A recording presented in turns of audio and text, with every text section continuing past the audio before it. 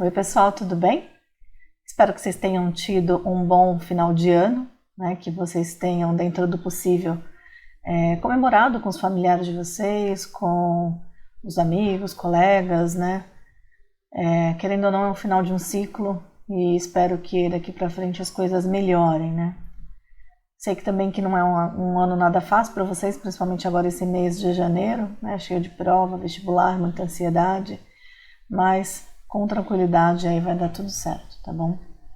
Bom, o conteúdo que a gente vai trabalhar agora são os números complexos, né? O conteúdo relacionado aos números complexos. Até agora, toda vez que vocês se deparavam com a raiz quadrada de um número negativo, vocês diziam que não tinha resposta real e paravam o exercício ali.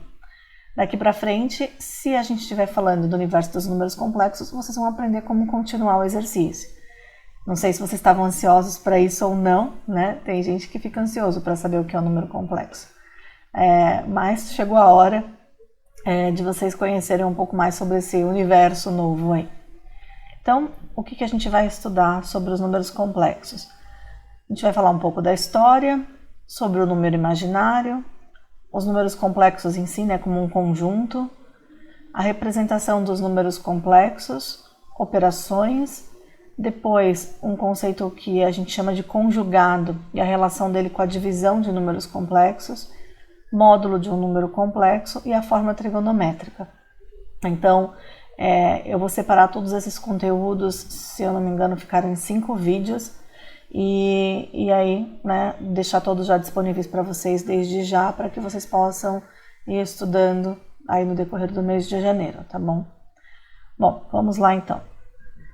Nesse vídeo, nessa etapa, né, a gente vai falar sobre esses 5 primeiros itens. Um pouco da história, o número imaginário, números complexos, a representação e as operações, aqui no caso adição, subtração e multiplicação. Depois a gente vai para a continuidade. Então, um pouco de história. Os números complexos, eles começaram a ser necessários, vamos dizer assim, lá pelo século XVI. Quando a gente fala dos números naturais, dos números inteiros, dos números racionais, todos esses conjuntos numéricos, eles têm relação com alguma necessidade que ocorria ali na sociedade. Então, por exemplo, os números naturais para organizar a contagem, os números inteiros para indicar falta de alguma coisa, né? E os números racionais, o surgimento das frações, para indicar partes de inteiro. Quando a gente abre para falar de números irracionais, por exemplo, a gente já está num contexto mais matemático, né? Porque as pessoas perceberam que nem todos os números podiam ser expressos por fração, mas que existiam esses números. Então, por exemplo, se a gente tinha um quadrado de 1 por 1, a gente via que a diagonal existia, mas eles não sabiam dizer quanto que ela era. Então, para isso, eles acabaram desenvolvendo os números irracionais, né? Para entender o que era essa medida, que não podia ser expressa nem por fração, nem por decimal, mas que existia, né? Então, já houve aí uma curiosidade matemática, vamos dizer assim. E não foi diferente com os números complexos. Então, lá pelo século XVI, 2 matemáticos ficaram bastante famosos por descobrirem um método para resolver equações do tipo x ao cubo mais ax mais b igual a 0. Esses 2 matemáticos eram italianos, Cardano e Tartaglia. E por que isso era tão importante? Porque até então as pessoas sabiam resolver equação de primeiro grau e equação de segundo grau. E é mesmo até hoje um grande desafio da matemática resolver equação de graus maiores.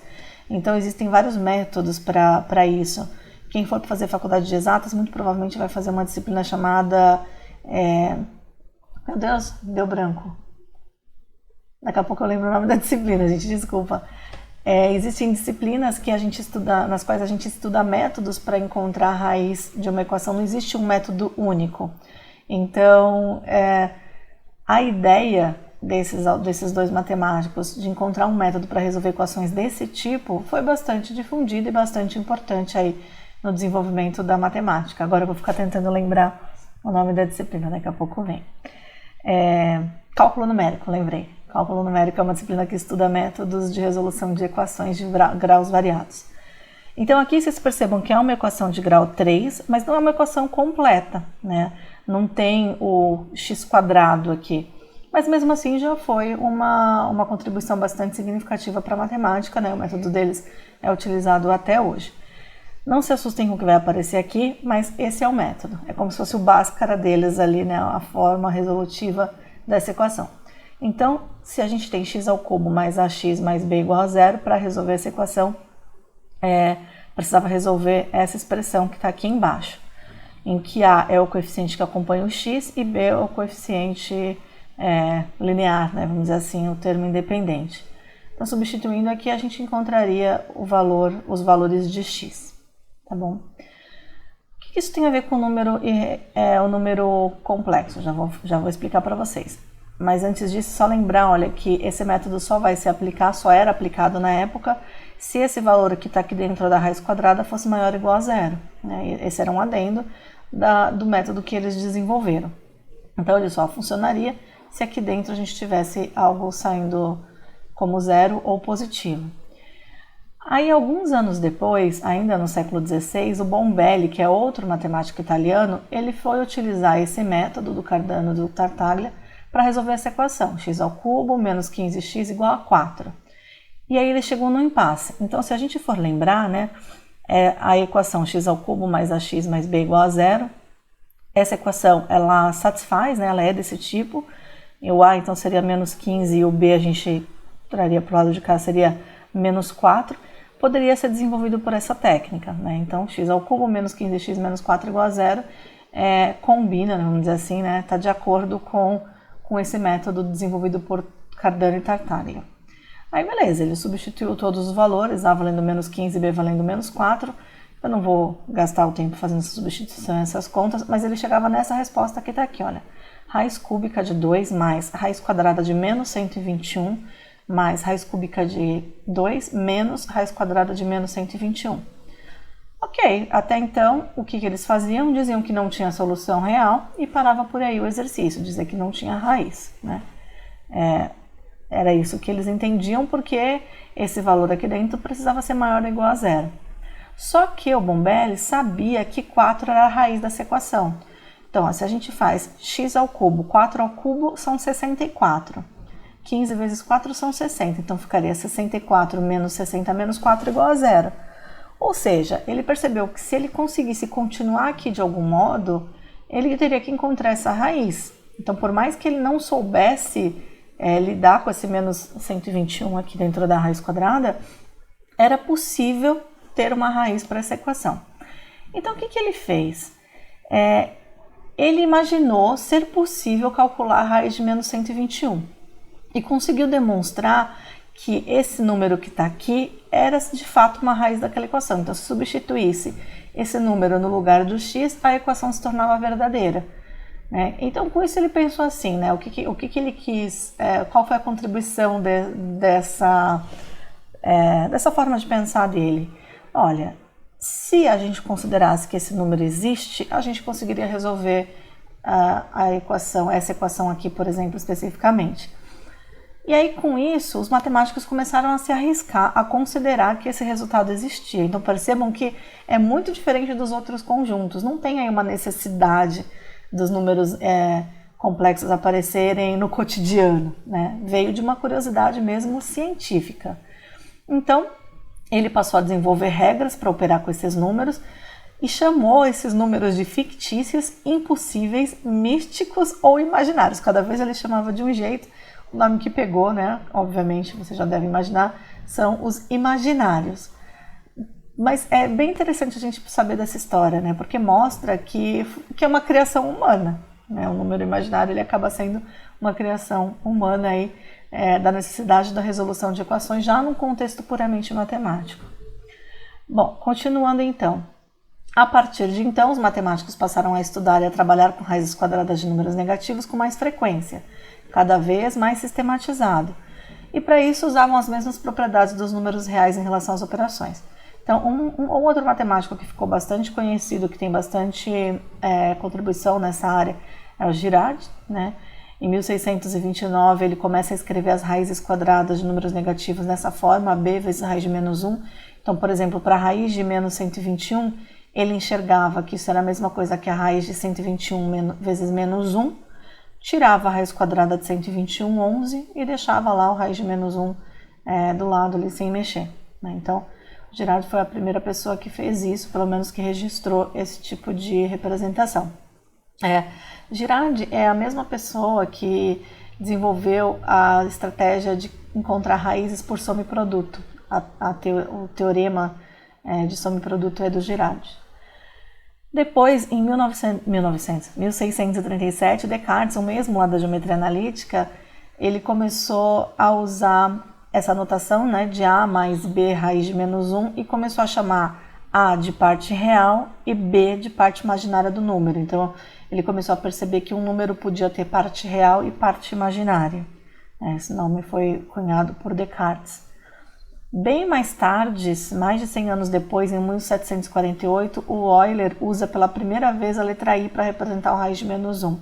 Então, por exemplo, aqui em cima, nesse caso, a raiz de menos 121 ficaria 11i, né? Então, ele foi a primeira pessoa a usar o i para isso. Então, ali a raiz de menos 121 seria equivalente a 11i, beleza? Bom, e aí então, com o desenvolvimento desse tipo de raciocínio, a gente foi chegando à definição do número imaginário. Então, i é chamada a unidade imaginária, i vale raiz quadrada de menos 1, portanto, se a gente faz i ao quadrado é menos 1. Então, essa aqui é a relação criada, vamos dizer assim, para estudar as raízes quadradas de números negativos. Apesar dos números complexos não terem ali, de fato, vamos dizer assim, uma utilidade no cotidiano, a partir dos números complexos foi possível surgir vários conceitos e explicar, né, na verdade, vários conceitos de física, de matemática, tem bastante coisa aplicada à computação gráfica. Então, assim, por mais que não houvesse, né, naquele momento uma aplicação direta, o conjunto dos complexos trouxe bastante contribuição para o desenvolvimento das ciências exatas aí, tá bom? Então, i é a unidade imaginária, o i é raiz de menos 1, raiz quadrada de menos 1, então i ao quadrado é menos 1. E aí a gente pode fazer alguns cálculos. Então, por exemplo, para adição e subtração, 4i mais 3i é 7i. Lembrem-se que é como se fosse 4 vezes menos raiz de 1, mais 3 vezes menos raiz de 1 são 7 vezes menos raiz de menos 1. Né? 7i menos 5i são 2i, menos 5i mais 2i são menos 3i, menos 5i menos 2i menos 7i. Então, percebam que as propriedades das operações são as mesmas para os números reais, né, dos números reais. A multiplicação, 4i vezes 3i, multiplico o número por número, daria 12, e i por i ao quadrado. Né? Como se fosse um 4x mais 3x, vezes 3x, por exemplo, ficaria 12x ao quadrado. Mesma coisa aqui, 12i ao quadrado, mas a gente sabe que i ao quadrado vale menos 1, portanto, esse produto equivale a menos 12. Então, 4i vezes 3i é a mesma coisa que menos 12. Menos 2i vezes 5i, a mesma ideia, menos 2 vezes 5 dá menos 10, i vezes i dá i ao quadrado, então seria menos 10 vezes i ao quadrado, que é o menos 1, que é igual a 10. A divisão, aqui a gente consegue fazer a divisão simples, né? Então, 3i dividido por 3i dá 4. 5i dividido por 10i dá meio. Então, são as mesmas propriedades aí que a gente já está habituado. Uma questão bem interessante em relação aos números imaginários é o cálculo de potência. Vou mostrar para vocês. Então, se eu tenho i elevado à primeira potência é igual a i. I elevado ao quadrado, a gente já sabe aqui da definição que é menos 1. Né? Se eu precisar calcular i à terceira, eu posso imaginar que é i ao quadrado vezes i, né? Esse vezes mais um fator de i. Então, vai ficar menos 1 vezes i, que é menos i. Se eu preciso calcular i à quarta, eu posso fazer i à terceira vezes i. Como i à terceira é menos i vezes i, dá menos 1i ao quadrado, que é igual a 1. Então, só fui multiplicando por i aí em cada uma das linhas, né? Colocando mais um fator de i. Então, i elevado à primeira é i elevado à segunda é menos 1, i elevado à terceira é menos i elevado à quarta é 1. Vamos continuar. I elevado à quinta é i à quarta vezes i. I à quarta é 1. Né? Então, 1 vezes i dá i. Depois 1 à sexta. 1 à sexta é i elevado à quinta vezes i. I elevado à quinta é i. Está aqui em cima, a gente já calculou. Então, i vezes i ao quadrado, que dá menos 1. I elevado à sétima é i elevado à sexta vezes i. I elevado à sexta é menos 1 vezes i vai dar menos i. I elevado à oitava é I elevado à sétima vezes I elevado à sétima é menos I vezes I é menos I ao quadrado, que é 1. Então, não sei se vocês perceberam, mas eu fiz as mesmas contas aqui nesse segundo bloco, né? Porque, como eu sempre vou partir do anterior, né, acaba gerando um ciclo aqui de I menos 1, menos I e 1. I menos 1, menos I e 1. Então, a gente poderia continuar. I elevado à nona seria I elevado à oitava vezes I, então que dá o I. Depois, I elevado à décima seria o I, que é I elevado à nona vezes I, daria menos 1 ao quadrado. Menos I ao quadrado, né, que é menos 1. Depois, I elevado a 11 seria menos 1 vezes I, menos I. I elevado a 12 seria o menos I vezes I, que daria menos I ao quadrado, que dá 1 positivo. Então, assim, a cada 4, a gente vai repetindo esse ciclo, né? E isso faz o cálculo com potência ficar bem interessante. Vou mostrar para vocês aqui outros exemplos, né? Então, por exemplo, se eu precisar, vou deixar esses guardados aqui porque a gente vai usar. Se eu precisar calcular I elevado a 18, eu tenho uma forma de fazer que seria lembrar das propriedades da potência e reescrever I elevado a 18 como I ao quadrado elevado à nona potência. Porque nesses casos a gente mantém a base e multiplica os expoentes. I elevado ao quadrado é menos 1. Menos 1 elevado à nona vai dar menos 1. Então eu sei que I elevado a 18 vale menos 1. I elevado a 35 eu posso enxergar como sendo I elevado a 34 vezes I. Por que eu deixei esse 34 aqui? Para usar a mesma estratégia, olha. Então, I ao quadrado elevado a 17 é equivalente a I elevado a 34 vezes I. Menos 1 elevado a 17 dá menos 1, vezes I vai dar menos I. Então, esse é um jeito. Próximo. I elevado a 400 é a mesma coisa que I elevado à quarta potência, tudo isso elevado à centésima potência, porque 4 vezes 100 dá os 400. Então, I elevado a quarto é 1, 1 elevado a 100 é 1. Então, I elevado a 400 é igual a 1, equivale a 1. I elevado a 481 é a mesma coisa que I elevado a 400 vezes I elevado a 1. Né, para somar aqui, a gente soma os expoentes. Lembrem-se, né, da propriedade. Se a gente tem 481 termos, isso é a mesma coisa que 480 e depois um termo sozinho. A gente pode multiplicar por partes. I elevado a 480, eu vou reescrever como I elevado a quarta vezes 120, né, elevado a 120. Então, multiplicando esses dois aqui, a gente chega no 480, vezes I elevado à primeira potência. E a quarta vale 1, 1 elevado a 120 dá 1, vezes I, que vai dar o próprio I. Então, o que eu fiz aqui para resolver essas potências maiores? Eu tentei reescrevê-las usando I ao quadrado e I à quarta como referência, porque I ao quadrado e I à quarta é 1 ou menos 1, né? E aí a gente consegue trabalhar melhor com esses números, né, levando eles às potências aí, pares ou ímpares, né? A gente só tem que se preocupar com o sinal. Então facilita bastante. Então percebam que por trás aí do conceito de número imaginário há um raciocínio interessante, né, na potência. Eu pelo menos acho interessante. Não sei se vocês vão achar. Bom, vou mostrar para vocês outra forma de calcular as potências. Então, aqui a gente tem I elevado a 18. A gente sabe que esse ciclo se repete a cada 4 termos. Então, eu posso fazer a divisão de 18 por 4, que são 4, e sobra resto 2.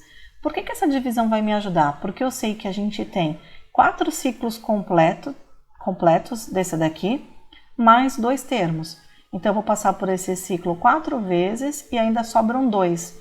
Então, eu posso dizer que I elevado a 18 é equivalente a I ao quadrado, que dá menos 1. Né? Então, é uma ideia aí de reduzir a esses primeiros 4. Vamos pegar o outro, I elevado a 35. I elevado a 35 é 35 dividido por 4 dá 8, que são 8 vezes 4 são 32, sobram 3. Então, a gente vai passar por esses 4 aqui 8 vezes, né? Então, eu tenho 8 ciclos completos mais 3 elementos. Então, 8 ciclos mais 1, 2, 3. Então, I elevado à terceira. I a 35 é equivalente a I elevado à terceira, que é menos I. Depois o 400. 400 dividido por 4 dá 100 e não sobra nenhum resto. Significa que a gente vai passar por esse ciclo 100 vezes e vai parar aqui no último termo. Então a gente pode dizer que i elevado a 400 é i elevado a quarta, ou então i elevado a zero, né? Que seria um jeito aí mais fácil da gente pensar, né? Porque a gente está associando o resto. Então i elevado a zero é 1. E por fim, 481 dividido por 4 são 120, sobra 1. Então eu tenho 120 ciclos completos mais um termo. Então i elevado a primeira equivale i. Então basta a gente olhar o resto da divisão por 4. A gente já vai saber a qual potência é equivalente. Então, i elevado a 18, como tem resto 2 na divisão por 4, é equivalente ao quadrado. I elevado a 35, como tem resto 3, é equivalente a i à terceira. E por aí vai, tá bom? É um outro jeito. Bom, tem mais alguns exemplos aí pra gente resolver, mas eu vou fazer à mão, tá bom? A gente conversa lá na prancheta.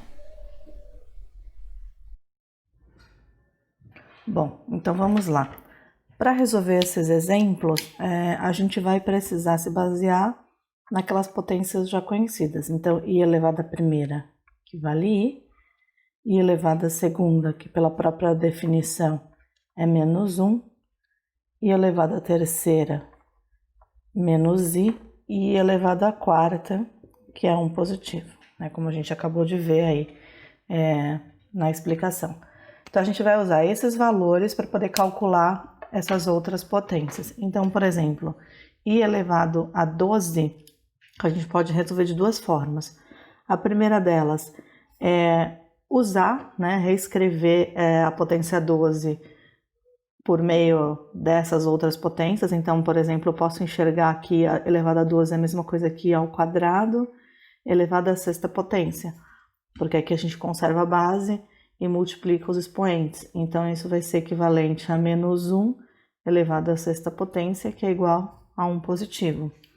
Ou então, a gente pode usar aquela ideia do 12 dividido por 4 são 3 e não sobra resto 0. Então, isso significa que esse grupo aqui vai se repetir inteiro 3 vezes, né? 1, 2, 3, 4, 5, 6, 7, 8, 9, 10, 11, 12... E aí o 12, então, vai parar no mesmo lugar do i elevado a quarta ou então i elevado a zero, né? Pra gente considerar o resto. Então, i elevado a 12 é a mesma coisa que i elevado a zero. Então, vai ser 1. Tanto faz, a gente pode fazer dessa forma ou dessa. I elevado a 103. I elevado a 103 pode ser reescrito como, por exemplo, i elevado a 100 vezes i elevado à terceira, porque aqui a gente faria a conservação da base e somaria os expoentes. I elevado a 100 é a mesma coisa que i ao quadrado elevado a 50, vezes i à terceira. I ao quadrado elevado a 50 vai dar menos 1 elevado a 50, vezes i à terceira, que é menos i. Aqui vai sair um positivo, vezes menos i, então isso é menos i. Da outra forma, a gente pode fazer 103 dividido por 4, isso aqui vai dar 25, são 100 e sobra 3. Então, eu sei que i elevado a 103 é equivalente a i à terceira, que é o menos i. Então, tanto faz a forma com a qual vocês resolvem. I elevado a 170. Então, i elevado a 170, eu posso enxergar que é a mesma coisa que i ao quadrado elevado a 85. Eu vou multiplicar esses dois aqui, dá 170. Então, menos 1 elevado a 85, que é menos 1. Encontrei o valor para i elevado a 70. Se quiser fazer com a divisão, vou fazer aqui para o lado. 170 dividido por 4, eu sei que 40 vezes 4 são 160, sobram 10. 2 vezes 4 são 8, sobram 2. Não sei se vocês já viram conta desse jeito, é a subtração, a gente fala divisão por subtrações sucessivas. Então, 170 dividido por 4 são 42 grupos completos desse, mais 2. Portanto, i elevado a 170 é igual a i elevado ao quadrado, porque eu tenho 42 ciclos completos mais 2 elementos. Então, isso dá menos 1. Tanto faz, né? Resolvendo sempre de duas formas. Agora aqui elevado a menos 7. I elevado a menos 7 é a mesma coisa que 1 sobre I, tudo isso elevado à sétima, né? Essa é a definição. Então, isso vai ser 1 elevado à sétima potência e I elevado à sétima potência. I elevado a 1 elevado a 7 é 1. I elevado a 7 é a mesma coisa que I elevado a terceira. Então, isso vai ser 1 sobre menos I. Ou então, a gente pode até escrever que isso vai ser I elevado a menos 3, né? É um jeito aí de fazer essa escrita, né? Já que 1 sobre menos I vai ser a mesma coisa que 1 sobre I elevado a terceira. Então, esse é um jeito aqui que a gente pode utilizar para fazer essa conta. Bom, agora aqui no próximo. I elevado a 126 mais I elevado a menos 126 mais I elevado a 31 menos I elevado a 180. Então, eu vou fazer aqui de canto. A primeira coisa é reescrever essas potências.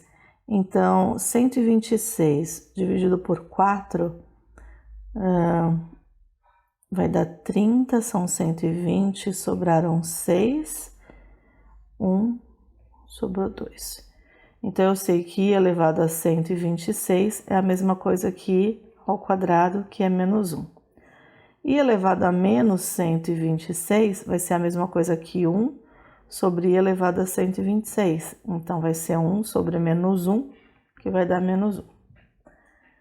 31 dividido por 4 são 7, que vai dar 28 e sobram 3. Então, 7 grupos completos mais 3. Então, I elevado a 31 é equivalente a I elevado a terceira, que é menos I. E I elevado a 180... 180 é divisível por 4, né?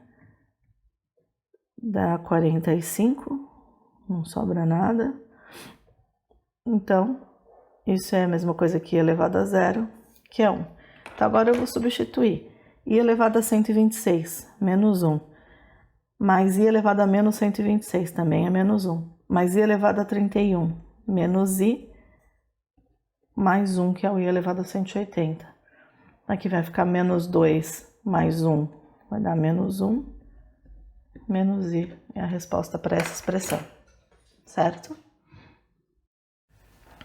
Agora aqui nós temos uma soma de vários elementos, né? Então, I elevado a 0, mais I ao quadrado, mais I à terceira, mais I à quarta e assim vai, né? Bom, primeira coisa, eu vou reescrever esses valores que aparecem aqui, né, para a gente analisar o que acontece. Então, I elevado a 0 dá 1, I elevado a primeira dá I, que vai dar menos 1, menos I. Aí, continuando, vai dar 1, aí depois mais I, menos 1, menos I, e assim vai até chegar no I elevado a 2021. Vou fazer aqui nesse cantinho, 2021 dividido por 4.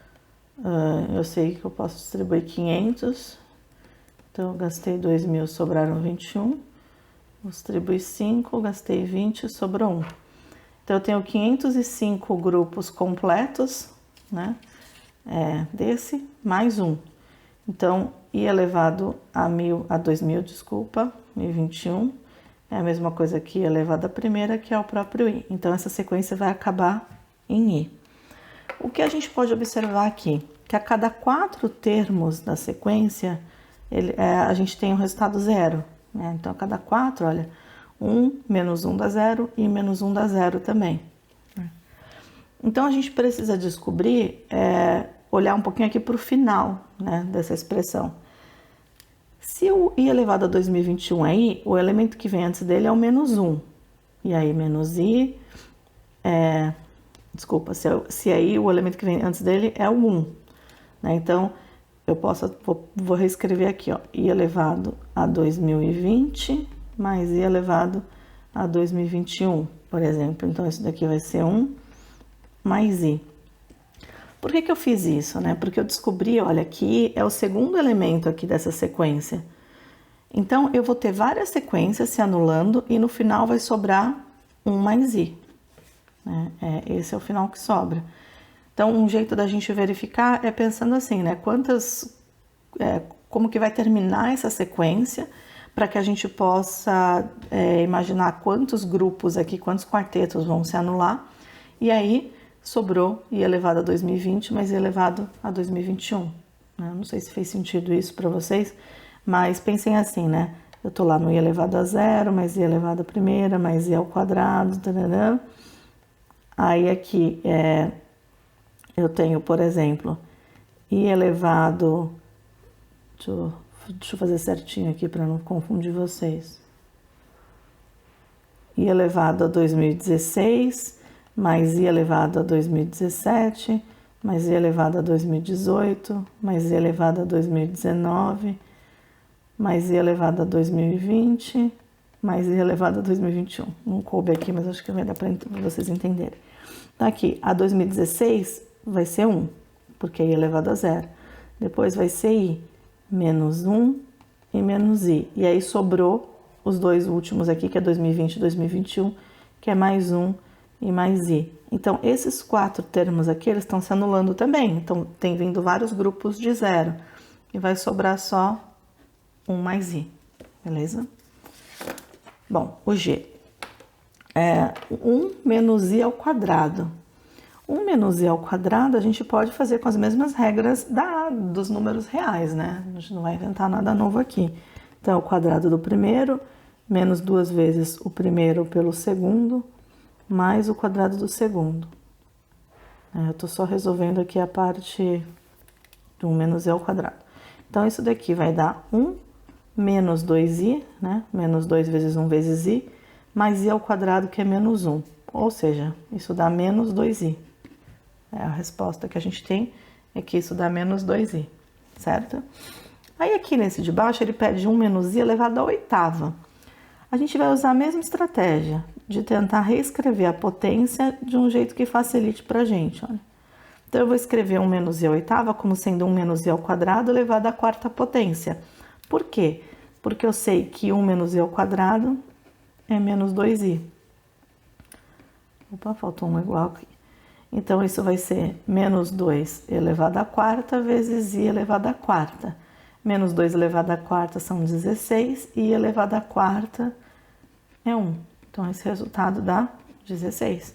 Então, percebam, a raiz não, uma expressão, um número complexo elevado à oitava potência deu como resposta um número real. É interessante isso. Agora, 1 menos i elevado à nona. A gente vai usar a mesma estratégia que a gente vem usando até aqui. Então, 1 menos i elevado à oitava vezes 1 menos i. Porque nesses casos aqui a gente conserva a base e somos expoentes. Então, aqui eu tenho o expoente 1, isso daria 1 menos i elevado à nona. 1 menos i elevado à oitava, a gente já descobriu que são 16. Então, vezes 1 menos i, isso vai dar 16 menos 16i. Certo? E se a gente precisasse fazer 1 menos i elevado à décima, aí pode usar algo parecido com esse daqui de cima. Então, é 1 menos i ao quadrado elevado à quinta potência. 2 vezes 5 dá 10. Isso vai ser igual, portanto, a menos 2i, né, que é o valor de 1 menos i ao quadrado elevado à quinta. Então, menos 2 elevado à quinta vezes i elevado à quinta. Isso dá menos 32, e elevado à quinta é a mesma coisa que elevado à primeira, que é i. Então, menos 32i. Então, aqui a gente ficou com um número imaginário puro, beleza?